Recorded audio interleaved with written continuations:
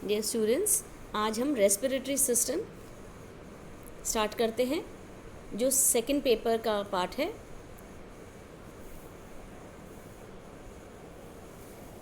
Now respiratory system, जैसे कि हम जानते हैं, बहुत इंपॉर्टेंट प्रोसेस है रेस्पिरेशन का। रेस्पिरेशन बहुत ज़रूरी क्रिया है सभी एनिमल्स के अंदर जो भी लिविंग है। रेस्पिरेशन एक लिविंग कैरेक्टर होता है और रेस्पिरेशन की क्रिया करने के बाद एनर्जी प्राप्त होती है और इस एनर्जी से बॉडी के अंदर सारे काम लिए जाते हैं। एक्चुअली बॉडी की जितनी भी सेल्स होती हैं, इन सेल्स को अपना काम करने के लिए ऑक्सीजन की ज़रूरत पड़ती है। एनिमल्स द्वारा ऑक्सीजन बाहर के एटमॉस्फेयर से ग्रहण की जाती है या ली जाती है और बाद में कार्बन डाइऑक्साइड छोड़ दी जाती है। तो एक सिंपल प्रोसेस है कहने को तो कि take in oxygen and give out carbon dioxide, लेकिन बेसिकली ये एक कॉम्प्लेक्स फिज़िको बायोकेमिकल रिएक्शंस की सीरीज़ है और एक ग्रुप रिएक्शन देखने को मिलता है। जितने भी रिएक्शंस होते हैं इस प्रोसेस के अंदर, उसके द्वारा एटीपी का जो निर्माण होता है वो उसके द्वारा हमें ऊर्जा मिलती है या एनर्जी रिलीज़ होती है। ये जो रेस्पिरेशन है ये एक बायोलॉजिकल प्रोसेस है और इसके अंदर स्पेसिफिक ऑर्गन्स और स्ट्रक्चर्स होते हैं। डिफरेंट तरह के एनिमल्स के ग्रुप्स होते हैं, फाइलम होते हैं। हर एनिमल के अंदर ये एक्सचेंज प्रोसेस डिफरेंट होता है, लेकिन एक बात बिल्कुल सही ठीक होती है कि सभी एनिमल्स रेस्पिरेशन के दौरान ऑक्सीजन अंदर लेते हैं और कार्बन डाइऑक्साइड बाहर निकालते हैं। एनिमल्स डिफरेंट तरह के होते हैं। कुछ लैंड एनिमल्स होते हैं, कुछ एनिमल्स जो हवा में उड़ते हैं और कुछ पानी में रहने वाले एनिमल्स। सभी तरह के एनिमल्स को ऑक्सीजन की ज़रूरत पड़ती है सांस लेने के लिए। लैंड एनिमल्स के अंदर लंग्स इम्पॉर्टेंट रेस्पिरेटरी ऑर्गन्स होते हैं और जितना भी ये गैशियस एक्सचेंज या गैस का आदान प्रदान है ये लंग्स के अंदर एल्वियोलाई के अंदर किया जाता है। मैमल्स के अंदर तो एल्वियोलाई में एक्सचेंज होता है, रेप्टाइल्स में भी एल्वियोलाई में गैशियस एक्सचेंज होता है, लेकिन बर्ड्स के अंदर ये गैशियस एक्सचेंज एट्रियम में होता है। माइक्रोस्कोपिकली अगर इन एल्वियोलाई को देखा जाए या लंग्स का स्ट्रक्चर देखा जाए, जो बाद में हम देखेंगे, तो it has a rich supply of blood और ब्लड का सप्लाई ऑक्सीजन या ऑक्सीडेशन प्रोसेस के लिए बहुत ज़्यादा ज़रूरी है। कुछ एनिमल्स के अंदर हमें ट्रेकी मिलती है जो रेस्पिरेटरी ऑर्गन्स बनाती हैं। खुद मैमल्स के अंदर ब्रोंक्यूल्स जो ट्रेकिया के अल्टीमेट डिविजन्स हैं वो आगे जाके ब्रोंक्यूल्स में डिवाइड करते हैं। ये ब्रोंक्यूल्स अल्टीमेटली एल्वियोलाई में डिवाइड कर जाते हैं और ये एल्वियोलाई ही होते हैं जो अल्टीमेट ब्रीदिंग के लिए रिस्पॉन्सिबल होते हैं। इसके अलावा पूरा एक रेस्पिरेटरी ट्रैक होता है जो जिम्मेदार होता है इस प्रोसेस के लिए। ज़्यादातर फिश के अंदर जो पानी में रहती हैं या दूसरे पानी में रहने वाले वर्टिब्रेट और इनवर्टिब्रेट एनिमल्स, इनके अंदर गिल्स होते हैं और ये गिल्स हमेशा पानी में डूबे रहते हैं। ये पार्शली या इम्पार्शली एक्सटर्नल ऑर्गन्स होते हैं और वाटरी एनवायरनमेंट में हमेशा डूबे रहते हैं। वाटर के अंदर ऑक्सीजन पाई जाती है। ये ऑक्सीजन युक्त पानी रेगुलरली इनके गिल्स के ऊपर फ्लो करता है, चाहे एक्टिव प्रोसेस के द्वारा या पैसिव प्रोसेस के द्वारा, और गिल्स के द्वारा ही गैशियस एक्सचेंज होता है। गिल्स का स्ट्रक्चर बहुत पतला होता है और ये फिलामेंटस होते हैं और इनके ऊपर लंबे लंबे लैमिनी नाम के कंपार्टमेंट्स होते हैं। इन सभी चीज़ों की वजह से या इन सारे स्ट्रक्चर्स की वजह से गिल्स का सरफेस एरिया बहुत टाइम्स बढ़ जाता है और साथ ही इसके अंदर ब्लड सप्लाई भी बहुत ज़्यादा होता है। As a result vascularize structure के थ्रू रेस्पिरेशन बहुत ईज़िली पॉसिबल हो जाता है। कुछ दूसरे एनिमल्स के अंदर जैसे इंसेक्ट्स में, इसमें भी रेस्पिरेटरी स्ट्रक्चर्स होते हैं जो ट्रेकी के नाम पे होते हैं। देन एम्फीबियंस के अंदर और मैमल्स के अंदर स्किन बहुत इंपॉर्टेंट रोल प्ले करती है रेस्पिरेशन के अंदर। ये रेस्पिरेटरी प्रोसेस केवल एनिमल्स में नहीं बल्कि प्लांट्स में भी देखने को मिलता है, जहाँ पे स्टोमेटा के थ्रू रेस्पिरेशन होता है।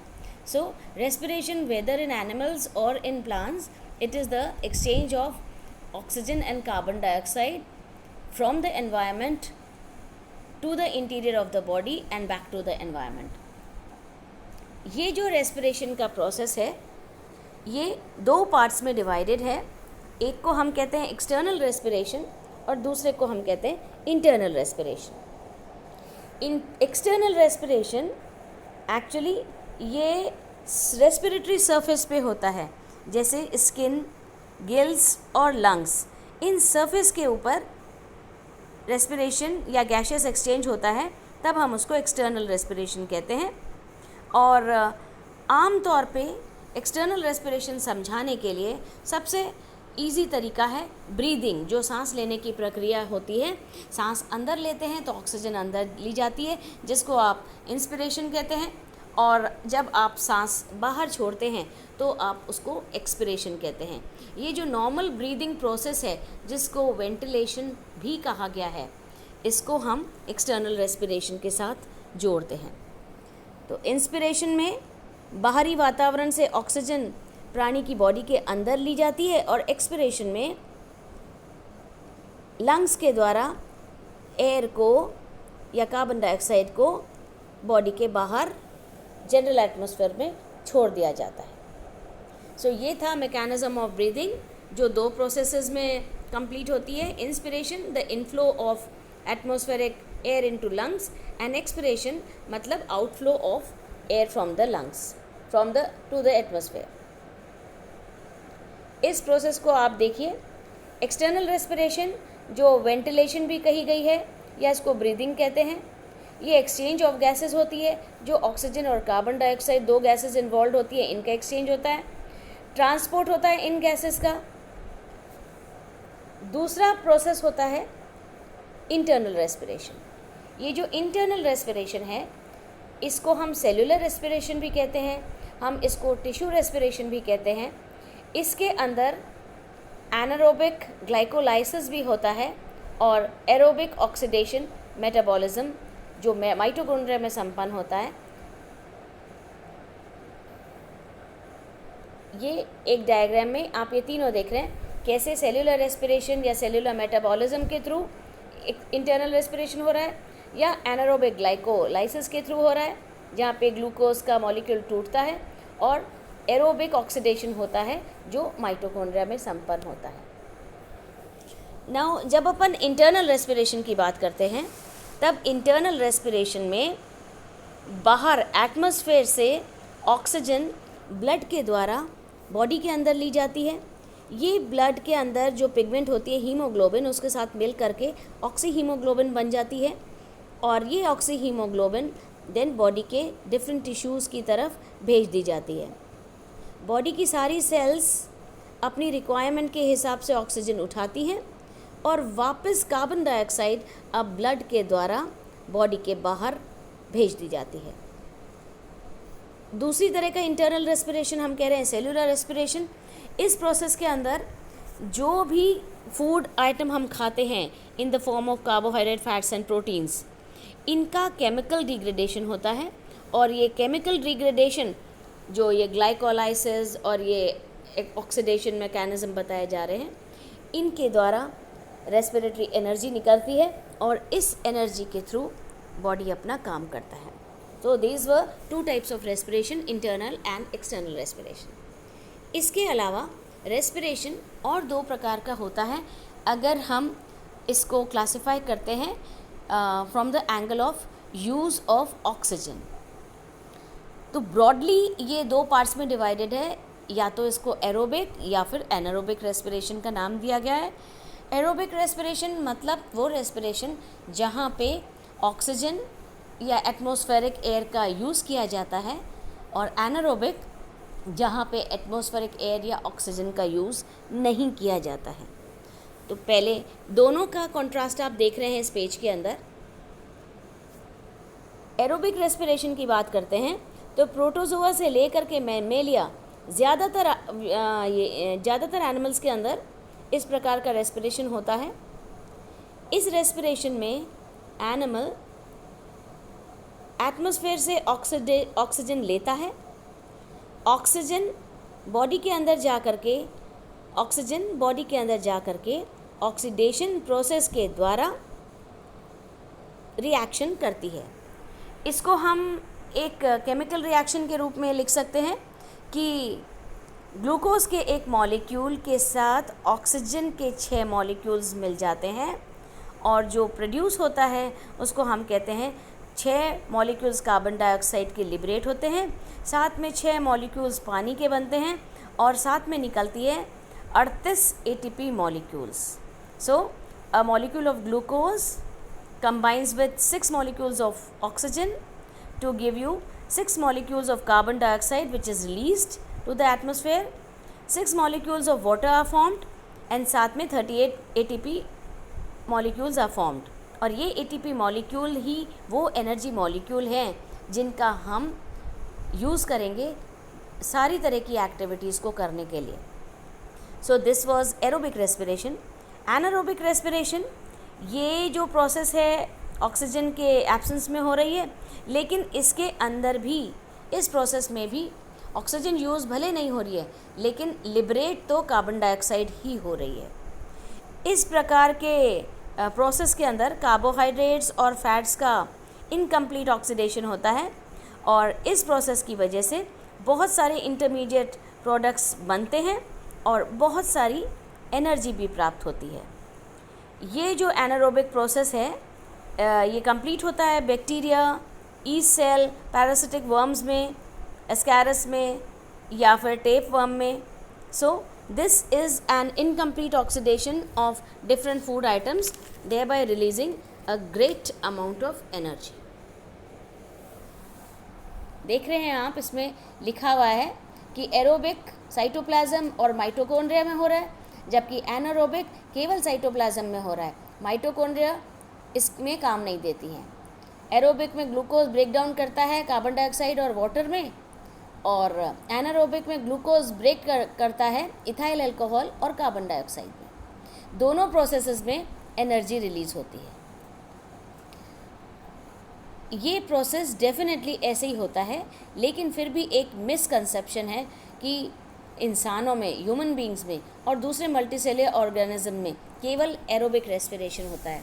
हम सांस जरूर लेते हैं, एरोबिक रेस्पिरेशन जिसे कहते हैं, लेकिन जब हमारा बॉडी रिग्रेस एक्सरसाइज करता है, बहुत ज़्यादा वर्कआउट करता है, तब मसल्स के अंदर एनारोबिक रेस्पिरेशन होता है और इस एनारोबिक रेस्पिरेशन के वजह से लैक्टिक एसिड प्रोड्यूस होता है और ये लैक्टिक एसिड एक वेस्ट प्रोडक्ट है, वेस्ट बाय प्रोडक्ट है और कार्बन डाइऑक्साइड प्रोड्यूस नहीं होता।